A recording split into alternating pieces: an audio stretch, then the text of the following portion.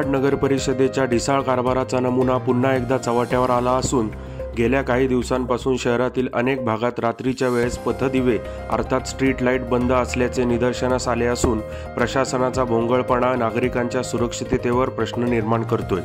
गेले काही दिवस शहराबाहेर जाणारा क्रांतीस्तंभ भीमनगरपासून हापूसतळे गांधारी मार्ग परिसर रात्रीच्या वेळेस काळोखात आहे।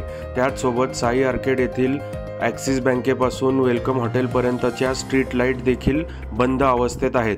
महाड शहरात गेले महिनाभर वेगवेगळ्या भागात स्ट्रीट लाईटची समस्या निर्माण झाली असून प्रशासनामार्फत निकृष्ट दर्जाचे LED लाईट बसवण्यात आल्याने हा प्रकार सतत घडतोय। तर काळोखाचा फायदा घेत चोऱ्या देखील होऊ शकतात आणि रस्त्यात खड्डे की खड्ड्यात रस्ते अशी अवस्था असलेल्या महाड शहरात काळोखातून वाहने चालवताना अपघात झाल्यास जबाबदारी कुणाची असे अनेक प्रश्न संतप्त नागरिक विचारत आहेत।